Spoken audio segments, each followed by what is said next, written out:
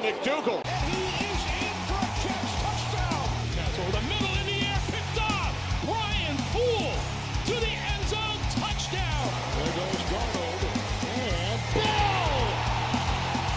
He's doing it all for the Jets. And welcome back to another episode of the Cool Your Jets podcast. We're your host, Ben Blessington and Michael Nania. Oh, Michael, we're back to where we were about 9 months ago. The Jets are back to losing.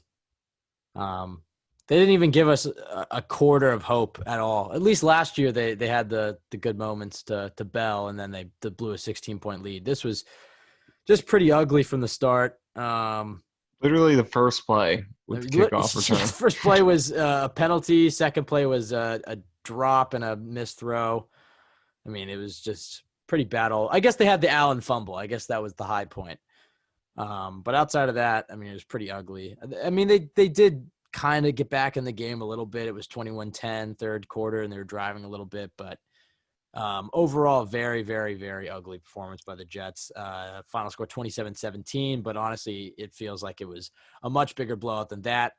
Sam Darnold, to be fair, I did ask Michael after the podcast what he thought his stat prediction would be for Darnold, and he said 18-32, 220, a touchdown interception. Darnold ended up going 21-35, 215, a touchdown interception. So, Michael, you were fairly close, but as we're about to talk about, those numbers are a bit misleading. Michael, let's just hop into it. Your initial reaction to this game, what it means. We'll get into the, players who stock has risen, stock has fallen, and some other key pieces, but just your overall thoughts on the Bills-Jets game. Well, the most important thing is the guy who you just mentioned, who is the most important person in this organization coming into the season, the number one player who you wanted to see perform well this year, regardless of how many games they won. They competed for the division or the wild card. No matter what, you just wanted to see Sam Darnold establish himself as a franchise quarterback. And even in this particular game, the Jets were put in a really tough spot. The Bills are a great team. They had injuries on defense, especially at linebacker. They were debuting a completely new offensive line. You had injuries at wide receiver. But with all that, even if the team loses, gets blown out, if Darnold plays well, he could still come out of it feeling okay. Kind of like the game in Baltimore last year. The Jets had nothing going in that game, but Darnold played pretty well, and you could feel good about that. But in this game, like you said, the stats did not tell the whole story at all. And even though stats weren't good as they were still very misleading. 70 of those yards, or 69 of them, were on a just simple pass into the flat to Crowder that he took, did most of that work himself, and also great blocks by Perriman and Herndon. And then he was 8 of 8 for 54 yards on the garbage time drive. So if you take the touchdown out in the garbage time, he threw for 3.4 yards per attempt, which is absolutely awful. It's less than half of the league average. So, and if he had that in a whole game, it would be better than only the New England game on Monday Night Football last season, second worst of his career. So he was very bad, and that's just statistically, but watching it, there were just so many things, so many ways that he was hurting the team. He missed throws from clean pockets. The interception he threw was just the same kind of mistake we've seen him make too many times. And clearly hasn't gotten that out of his game yet. Just chances like that he should not be taking, fading to his left into traffic. Just you would hope at some point that he would completely eliminate those, but he's still making them. And there's one play where he didn't throw the ball away and just ran out of bounds for a 5-yard loss. There's a delay of game that they took to start a drive in front of an empty crowd. So there was just a lot. And the biggest thing is that I like the offensive line in this game. I think they played good. And looking back at it on the broadcast view, you need the All-22 film. So once that comes out, I'll have a better idea. But looking back at it a few times, it was mostly solid. It was not great, but it was definitely the type of performance that we hope to get from them this season. And that's good enough for him to operate. And just not have his chances of success completely squashed because they're that bad. They definitely were not that. I think Becton and Fant were pretty good. Lewis and McGovern. Van Roten struggled. And also, for the most part, again, they weren't great. But I think for the most part, it was very solid. Pretty average. Average is what I think they were. And that's what we wanted to see. It was a performance that you can win with if you're quarterback. performs at an adequate level, but Darnold did not in this game. So definitely a lot left to be desired for Darnold over the next few weeks. And he did make some good plays. This wasn't New England kind of bad Monday night game last year. There were some drops early on, and there were plays where the protection did hurt. But at the same time, for the most part, it was a bad game. It was one of the worst games that he's played, and you definitely want to see a lot more from him, especially if the O-line is as solid as I think they were in this game. Yeah, I mean, you talked about a few things. I guess we'll start with the O-line because you're right. I mean, it wasn't an amazing performance by the O-line, but still, I would say leaps and bounds better than the early part of last year. Clearly, they've taken some steps. I thought Mekhi Becton looked very impressive considering it was his first start at left tackle, no preseason, a shortened training camp, no OTAs. I thought he looked very good. I think his only noticeable mistake, I mean, he gave up a sack that was probably more on coverage. He had a hold that I thought was not – I didn't think it was an egregious play. I would say his worst play was the Chris Herndon fumble on the screen. He was supposed to be the lead blocker, and he just kind of whiffed on it a little bit. But outside of that, I mean, he was very solid in pass protection, better than I expected when the Jets drafted him. Granted, it's only been one game. And then very good in the run game as well. He had a nice block on a Frank Gore run that Michael and I were just watching. And that goes for pretty much everybody else in the offensive line. I thought Fant looked better than I thought he might. McGovern and Lewis looked solid. Van Roten struggled a little bit. But as you said, Michael, I mean, it was a solid performance. When we talked about it in the offseason, it was pretty much, can this offensive line just be in that 15 to 20 range? I mean, hopefully that the 12 to 17 range of offensive lines, as opposed to the bottom, 5 offensive lines in the NFL. At least give Darnold some time to create. And even when they got beat today, I think that's maybe some people are confusing it because people saw Sam running for his life and they thought that this offensive line was getting thrashed. It was a lot different than last year because a lot of the times the pressure would come from around the edge and then Fant and Becton would just keep pushing him around the pocket like you're supposed to do, and that gave Darnold a lot of space to step up. As you saw in this game, Darnold had plenty of times where he was able to roll out with nobody there, which is very good for his game since he's so good throwing on the run. It's a lot different than last year where he'd have, a defense would rush 4 guys and the Jets would have 5 guys blocking and all 4 would just get through right up the middle. It was a lot different. Yeah, exactly. I think that's the biggest thing because I think a lot of people feel like they didn't play well because Darnold did scramble a lot in this game. But the biggest thing is that last year it would be pressure where you'd have multiple guys losing on one snap. It would be straight up the middle. He'd a lot of times not even have the room to scramble outside because he'd just be concealed in there with no escape route. But when they did lose reps in this game, they were, like you said, when it was on the edge, they pushed them up the arc so he could step up. When it was on the interior, it usually wasn't that egregious of a loss. They were giving up penetration, but they were declaring where the space was for Darnold. So, okay, Van Roten or even Lewis sometimes got beat, but they would make sure to push them in a specific direction so Darnold has a clear area for him to step up into. Last year, you would have a lot of reps with Jonathan Harrison just straight into his lap. Also, Brian Winters at right guard, he'd just get beat, and the defender would be coming right at Darnold. So those kind of losses you didn't have in this game. So it wasn't great. You would like to see them be more consistent.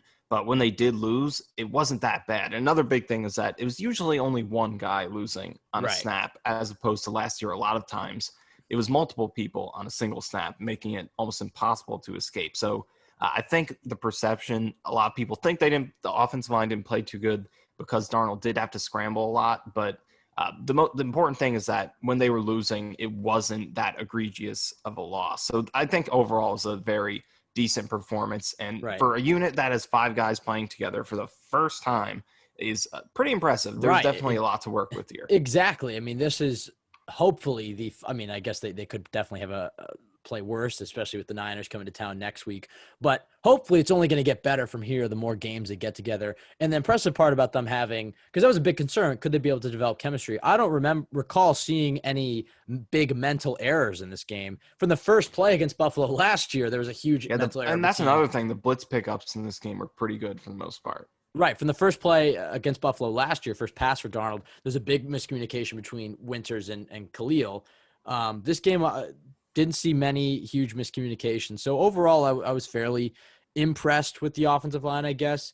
It wasn't an amazing performance, but still a very solid performance. And the most important guy in that line, Mekhi Becton, had a good game. But going back to what you were saying about Sam, and yeah, I mean, it was a disappointing game for sure. I mean, he just definitely missed way too many throws. It wasn't, New England seeing ghosts bad. It wasn't as bad as maybe Jacksonville last year. But it just wasn't good enough. I mean, they had opportunities. There were open guys that he just missed. I mean, he didn't get all the help in the world. The defense played absolutely terrible outside of a few forced Josh Allen turnovers. The play calling could have been a bit better. And you saw it in the 2-minute drill at the end of the game and at the end of the half that Darnold was able to push the ball down the field when he got in that tempo. But, yeah, I mean, a pretty ugly game. I mean, you were talking about – I would say there was probably – without charting it, 10 bad Darnold plays in this game. That's just too far. Between the missed throws, between the delay of game, between the interception, between the coverage sack where Le'Veon Bell slipped and he wasn't able to get through his progressions, between running out of bounds. I mean, he just had too many. Come on, Sam. What is he doing on that play? On the interception, Michael and I disagree a little bit. I mean, I shouldn't say we disagree. Bad decision, even worse throw. But I will say that throw is very similar to the Robbie Anderson play against Oakland last year. And that play is lauded as Sam Darnold's best play, his highlight. He's rolling left. Right. But here's where I kind of stand with it. I think this is why that Robbie Anderson play, as great as the throw is, it's why that was a bad play. It's because for every one time you complete that throw, you get a few plays like this one against Buffalo. You had this interception. You had the one against Washington last year, the one against Miami in the end zone. He had one like this in Buffalo in week 17 last year. So for every one that you complete like that, you're going to throw some interceptions.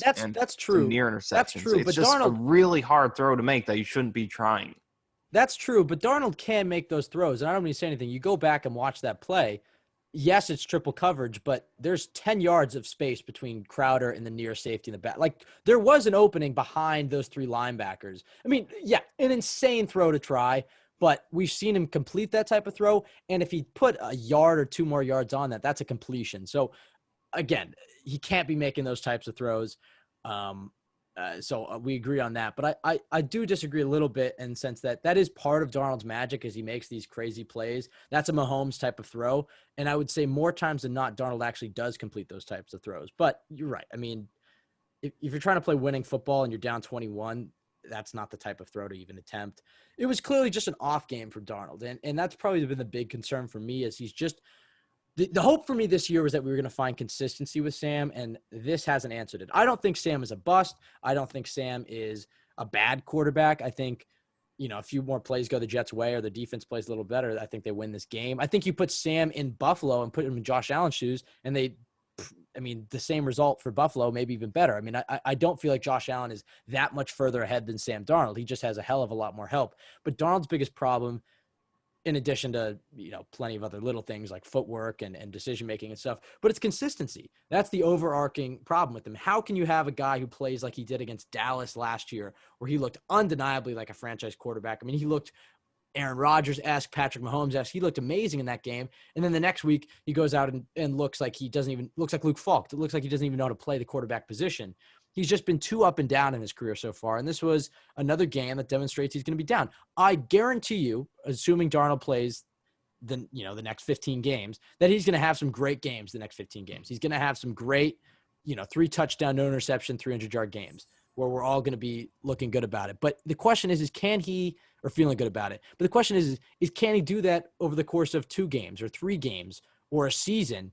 The big problem for him is consistency. And this was obviously a game that didn't get off on the right foot. I will say, though, Michael, I wanted to ask you about this how much can you attribute to a shortened training camp, not having his starting receivers all of training camp, no OTAs?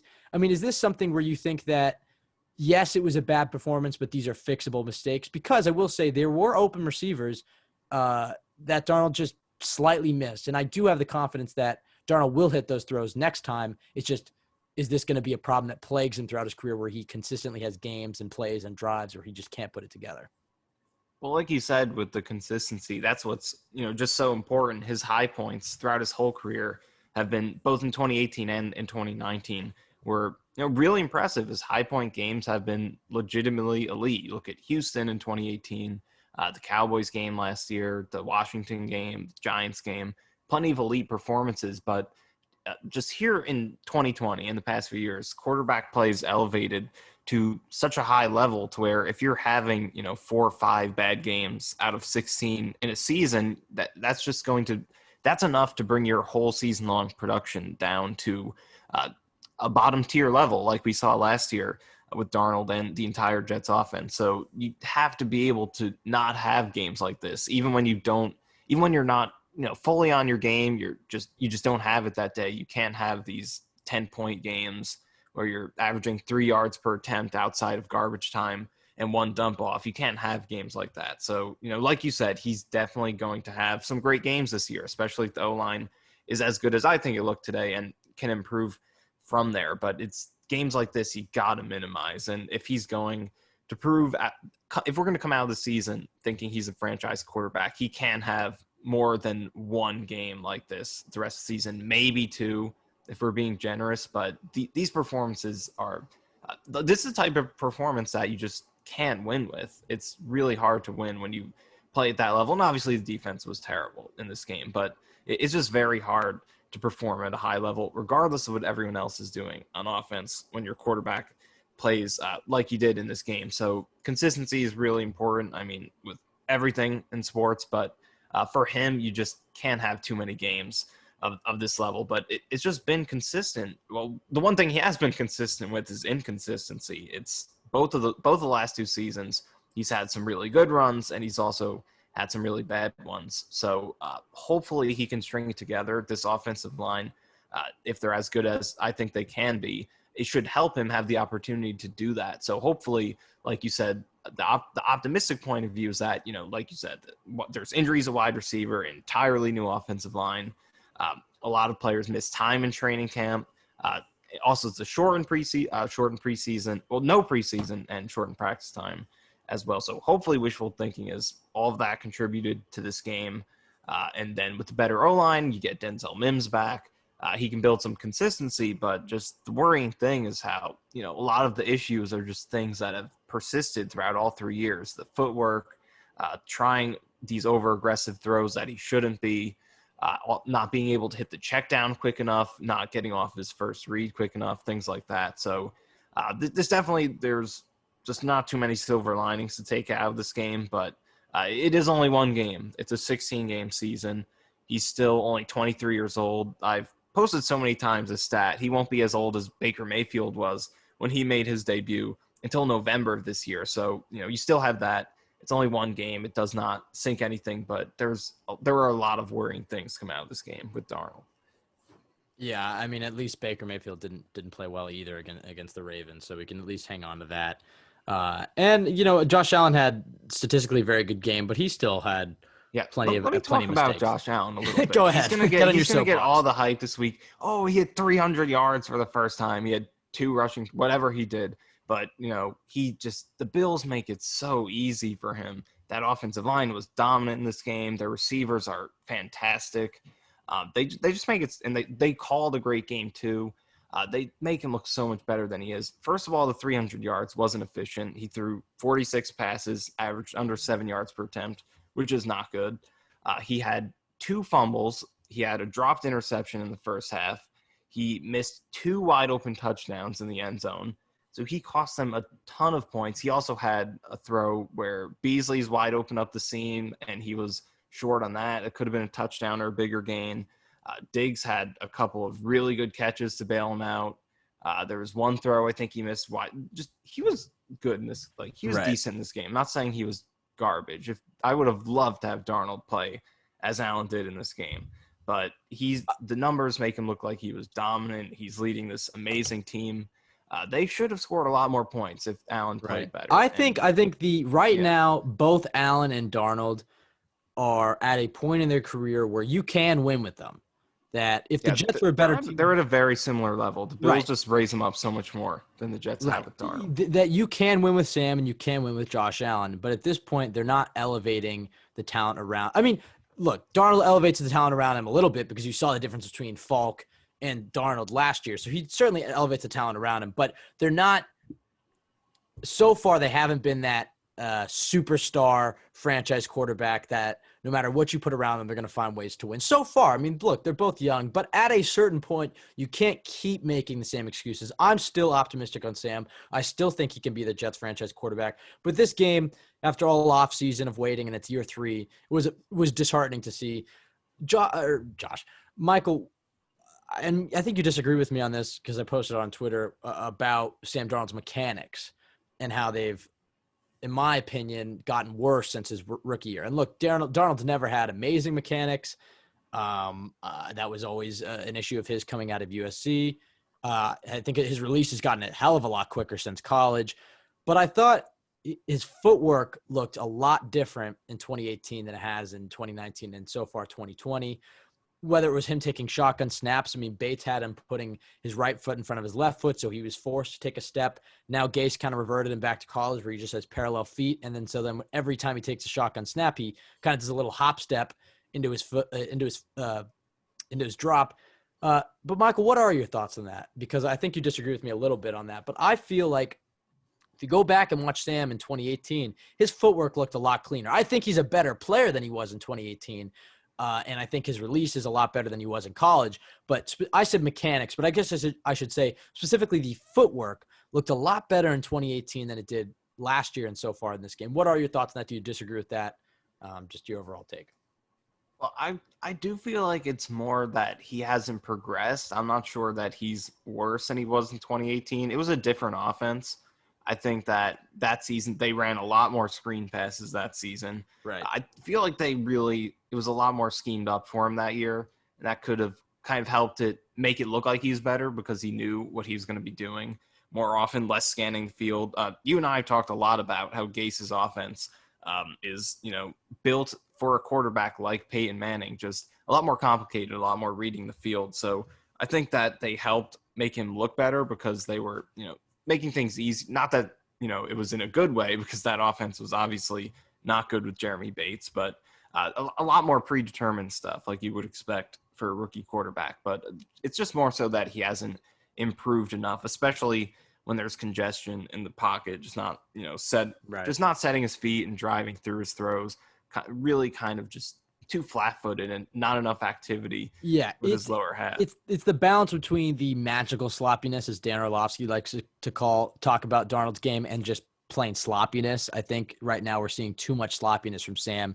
You don't want to take away the gamer in him where he does have these crazy plays where he looks like he's kind of out of control and he makes an amazing throw across his body or something, but he has too many of these plays where they're just negative plays and hurting the football team.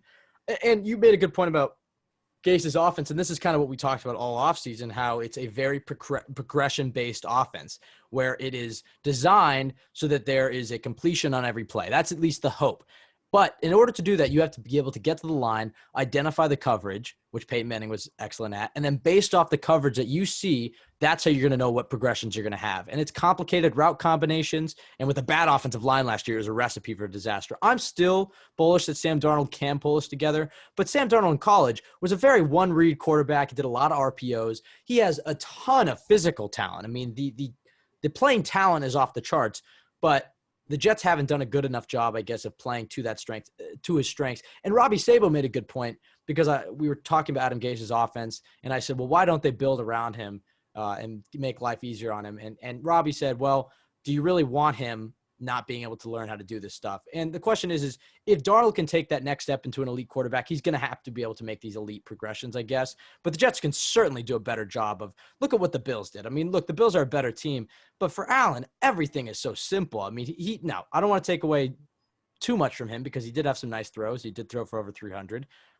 They clearly won the game and he played better than Darnold, but a lot of underneath stuff, a lot of flood concepts, everything going in the same direction, not many complicated progressions. I mean, he had 10 seconds in the pocket. It just seems like the Jets are overcomplicating things for a player like Darnold, who, while we hope he improves in the mental side of being a quarterback, he's so good physically that you can win with him. And it seems like they're forcing him to be Peyton Manning when right now he is more of a Josh Allen in a sense that they just need to simplify things for him. That was what I got from this game. But look, it's week 1. There was no preseason games. It was a shortened offseason. There's plenty of time for them to get it together and to establish that chemistry. I'm excited to see what this offense looks like when Mims gets back. And their last drive of the game was they did drive about 85 yards and get a score. I know it was garbage time. The Bills are playing soft coverage, but that's at least some momentum moving into next week. And the Jets did not place Denzel Mims on IR, so that means they expect him to be ready in the next 3 weeks, or I guess next 2 weeks at this point. So we'll see if he's ready to go Sunday. I would say no on that, but I would expect him probably in that Colts game, at the very latest, the Broncos game. Let's talk about the defense, though, Michael, because as disappointed as I was with the offense, I think the defense was arguably even worse. Some good turnovers on Josh Allen, but really the defense never felt like it was in control. The Bills dominated time of possession. I guess that also goes in the offense as well, but Josh Allen bailed him out, missing a few touchdowns, fumbling twice, the missed kicks. Michael, how worried are you about this defense? I mean, Blake Cashman went down on the first play of the game, the second play of the game for the defense, and Lange coming in at inside linebacker is pretty terrible. So hopefully when the Jets get Avery Williamson back, things will look a little different. But how worried are you about this defense? Yeah, this was a really worrying start. I think there's a lot more hope for the offense than the defense because, you have the O-line could build some more progression. You have Mims coming back, P. Ryan coming back. Chris Herndon, this was his first game in, almost 2 years.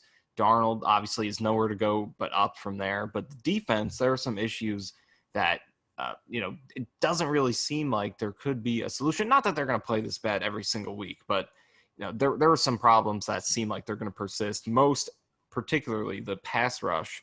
That edge rush was just non-existent the entire game. And obviously there's no reinforcements coming there. And, we knew that position was going to be a weakness like it has for the past 293 years. But it doesn't – that's something that's probably not going to get much better. Another thing that was a big problem was the interior rush as well. That's a place where you had a lot of hope. Could Quinton Williams take a step up? Could Nathan Shepard take a step up?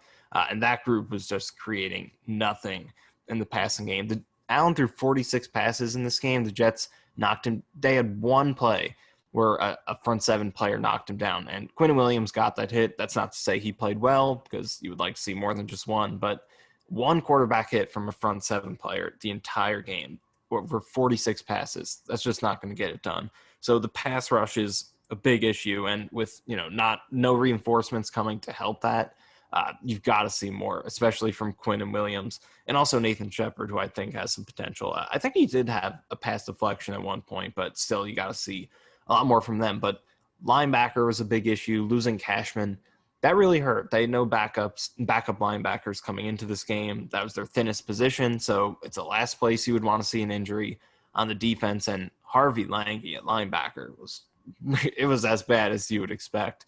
Him and Hewitt next to each other combined to miss, I think, 802 tackles. I might be off on that, but it was somewhere around there. But those two guys, that was awful.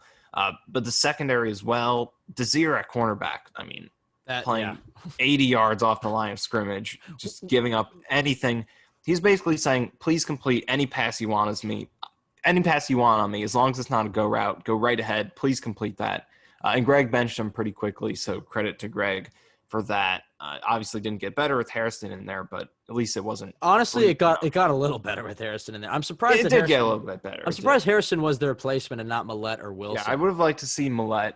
Millette played well last year when he came in there. I'm not sure it's sustainable, but he did play well. And Quincy Wilson, I would like to see him too. He's got interesting potential, even though he struggled last year. But Bless Austin did play well. I think he had – he flashed with some nice tackles that didn't really matter that much because he's cleaning up, but he didn't get beat too often in coverage. They weren't really looking his way.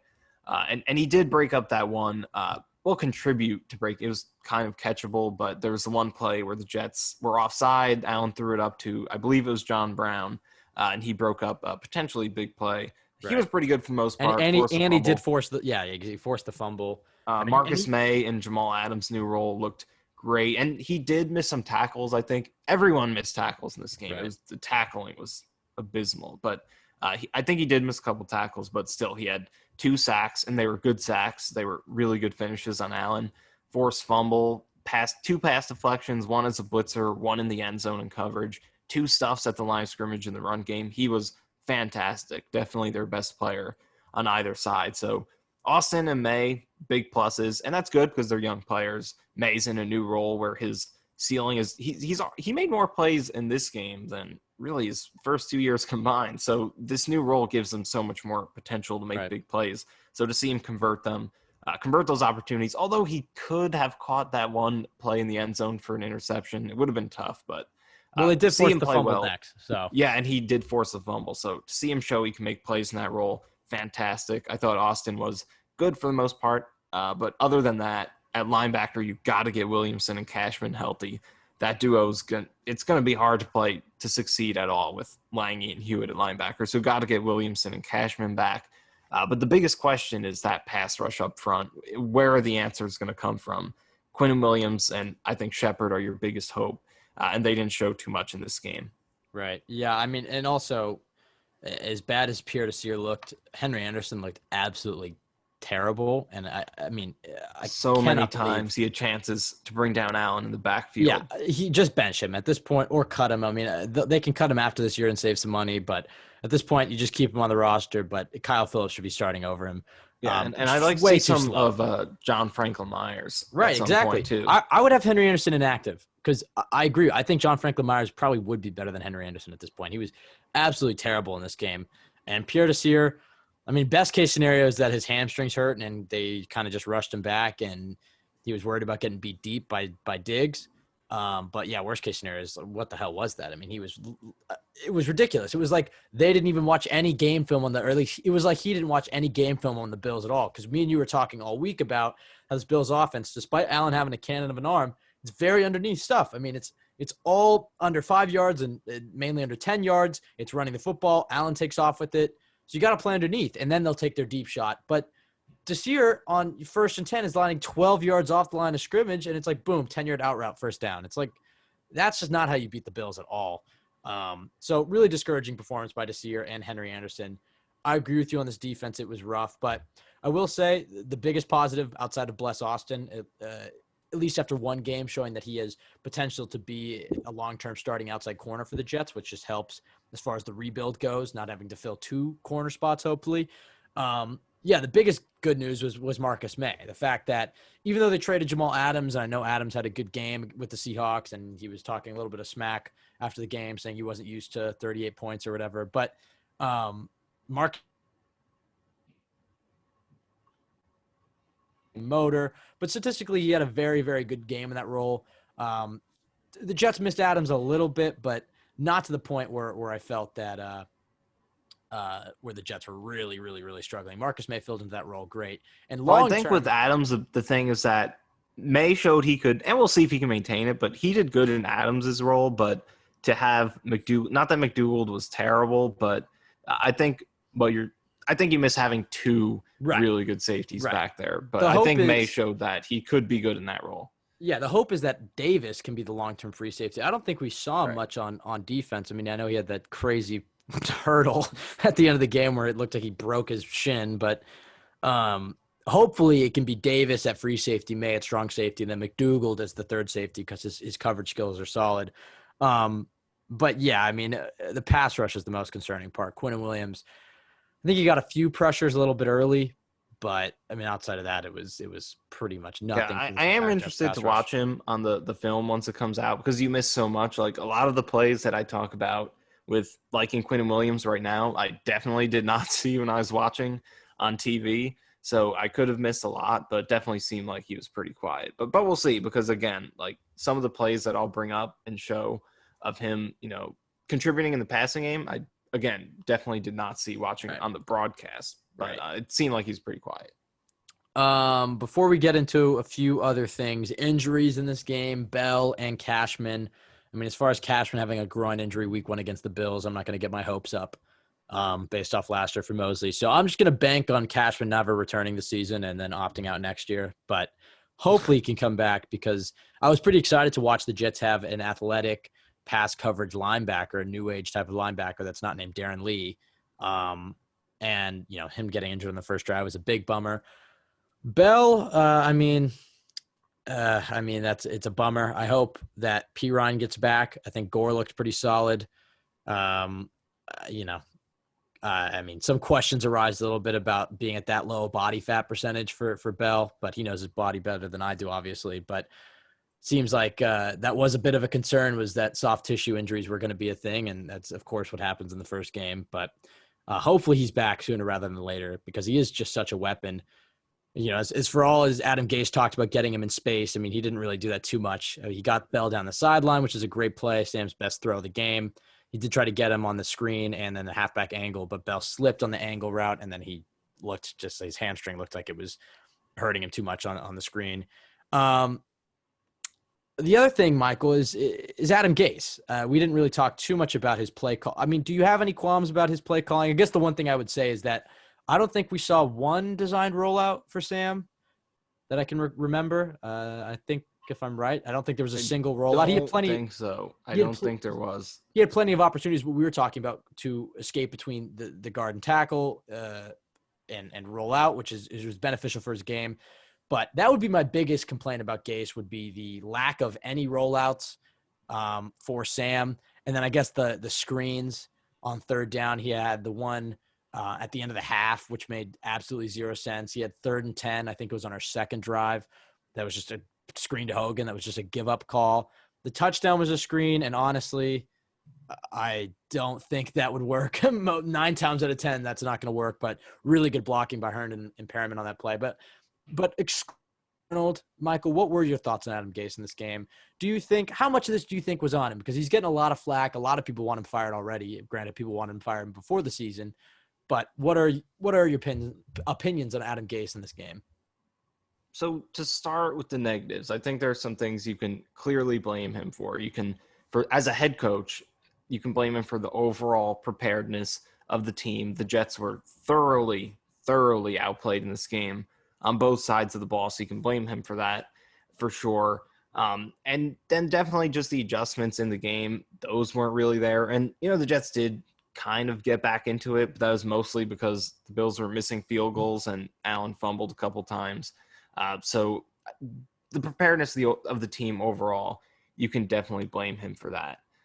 But I do think on the offensive side, not that he coached a good game, and like you said, there are a lot of ways he can make it easier for Sam Darnold. But at the same time, if Darnold hits some throws that he should hit, if the receivers catch some balls that they should catch, then you judge him a lot differently. We always judge coaches based on the results rather than the process, which it's hard to blame anyone because you can't rewatch these plays when they're live on TV. But if some players, particularly Darnold, execute better, I think we think differently about Gase. But at the same time, as you said, you could call some more play action rollouts, give him some more RPOs, stop running on 2nd and long. That's another thing that he probably should stop doing. It's a concept that makes sense, but just when you look at the numbers, it's a lot more successful to throw out of 2nd and long than it is to run. Not that you should do it every time, but I broke it down in the numbers I did based on what he called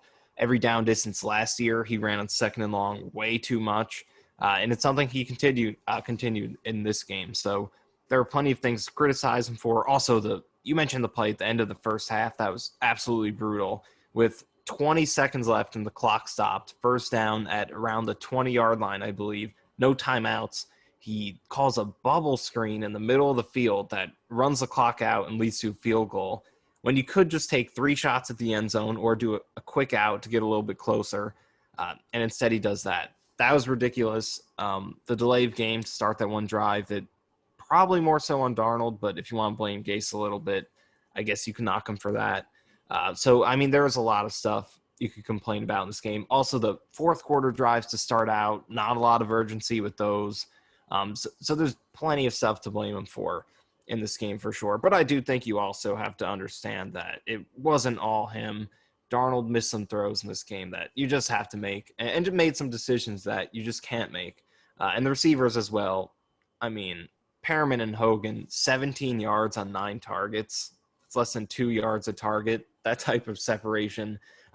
They didn't separate. They didn't catch contested passes. Crowder had some bad drops early. Herndon had a fumble. Also, a catch he could have made on a little bit low Darnold throw early on. So you can't just blame everything on the coach. There was a lot of plays that, if executed, would have made the results look a lot better, and you wouldn't be blaming him as much. But at the same time, there were he definitely had a big part in this. He could make things easier, and there are just simple things that he's still not doing well. Yeah, I mean, look, for me, when I think about Adam Gase as a play caller, I feel like as a fan, you talk yourselves into things. You're clearly always trying to be hopeful and trying to be optimistic. And I watched a lot of Adam Gase this summer. I'm not the biggest Gase apologist, but I would say I was probably higher than on him than the average Jets fan. I was never saying that he was going to lead us to the Super Bowl or anything, but I was like, all right, well, now that he has an offensive line, let's see what he can do. I agree. I don't think that I felt like this game was more on Darnold than it was on Gase. Clearly he missed some throws, but still Gase has got to be better. He's got to call some more rollouts. He's got to be more aggressive on third down. We saw what Darnold was able to do when they got up tempo towards the end of the half. So Gase still has plenty of room for improvement for me. But it's disappointing to see that the offense didn't come together, but I guess what can you expect with only a month of preparation? Michael, as far as your players of the game, why don't you run through some of them? There were a few bright spots despite a pretty ugly game overall. Well, two guys immediately come to mind. We talked about them already. Marcus May and Bless Austin. More so Marcus May. He's definitely player of the game for the Jets. So those two guys. And offensively, I'm going to give a shout out to Mekhi Becton. He was not perfect in this game, but this was his first career start against a veteran rusher and Jerry Hughes, who, it's a tough challenge for a rookie, even if he's 32 years old, a guy who has, plenty of experience against a rookie. That's tough. And he flashed quite a bit. So if I'm going to go three guys, I would go with Marcus May, Bless Austin, and Mekhi Becton. Yeah, I would say I agree with you. I think May, Mekhi Becton, and Bless are the obvious candidates. If Gore got a few more touches, I thought he actually was fairly impressive for what I considered he was going to be. Do you think that he could be a better fit for this offense than Le'Veon Bell? We had the same discussion last year with Powell versus Bell, and now it's Gore versus Bell. It sounds like Pirine is more of a Gore-like running back who just hits the hole immediately. But from what you saw in the limited action, do you think that, for this year that Gore and Pirine might be better options running the football than Bell? I feel like there were some flashes we didn't get to see too much of the run game because they had to go away from it so quickly. But I feel like there were some flashes early on where, this could be an O-line that could give Bell the room to be as patient as he wants to be, because we know that's what his game is built around. So the better the blocking is, the more that is going to stand out. So I think there were some flashes of him being a good fit for this O-line early on. But like you said, Gore got in there and he had some really nice runs where he would hesitate just a little bit to let things develop, but then plow forward, get a positive gain. So I like what Gore can bring to this offense, but I still would like to see what Bell can do over. Hopefully they can have, if he does play next week, a game where they can actually focus on running the ball early on and not get down so quickly, so we can see what he can do. But I do think Bell can do well behind this offensive line. Yeah, I mean, I'm still hopeful that the Le'Veon Bell can do something in this offense, but I think the more performances he stacks up like this, I think it's more and more likely that the Jets might trade him at the deadline. But I'm hoping that he can come back healthy and at least get a glimpse of what he looks like with Pittsburgh. It seems like it's over a year now that we've been waiting for this Bell explosion, and we really got a little bit of it week 1 last year, and since then, not much. But there's still hope, especially with the improved offensive line play.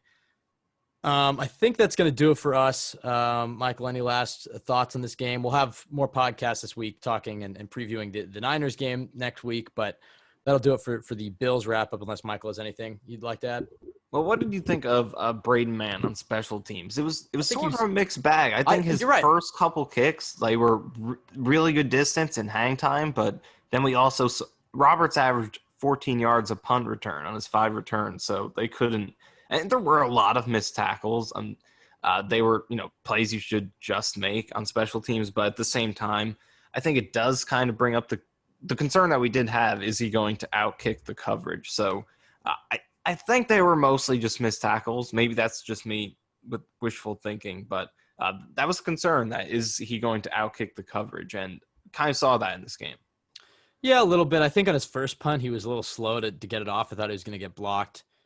He had some nice punts. I think he had one bad one towards the end of the game, but good on the holds. I would say if not for May and Bless playing well, I would say he's probably next in line for the MVP. So, so far a good performance for Braden Mann, but hoping we can have a better performance from Sam Darnold and less of we don't need to see Braden Mann that many times because that was pretty depressing. But hey, the Jets did outscore the Bills in the second half. Did end on a touchdown drive. We'll see if that gives them some momentum going into next week, but certainly a tough task against San Francisco on Sunday. But you have to remember with these early games, it always feels like when you lose your first game of the season that your season's hopeless and it's over and you're always trying to make back this win. But, it's just one loss. It's a 16-game season. Yeah, it's when after your first game, that's your entire season to that point. It's like when when the Jets beat the Lions in 2018, it felt like they could do nothing wrong. They had no weaknesses. Darren Lee was a breakout star. The world was perfect at that point. Right. Well, I mean, and then the rest of the season hit. So and I guess Adam Gase came in and outscored us 20-0 in the first half. That's true. So I guess the hope is that maybe they can surprise the Niners next week. But the week after that, they get Indianapolis. The Niners do have to make a cross-country trip. That's a true. lot of people talk about how, the Jets have to make 4 cross-country trips this season, but they also have to host teams coming over. Right, and I would say that going west to east is actually harder than east to west.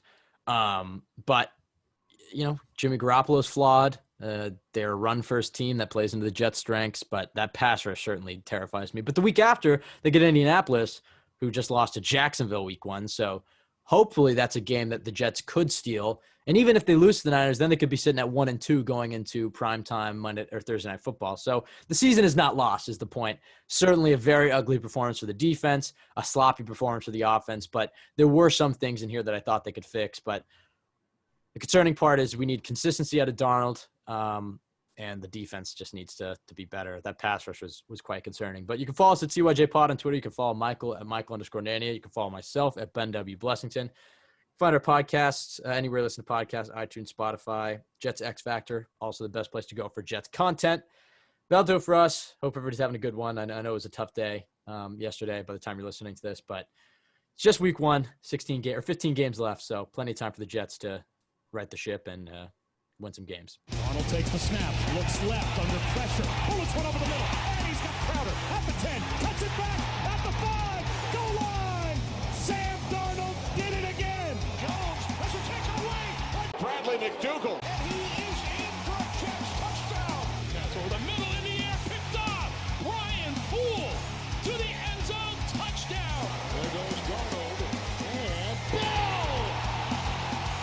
He's doing it all for the Jets.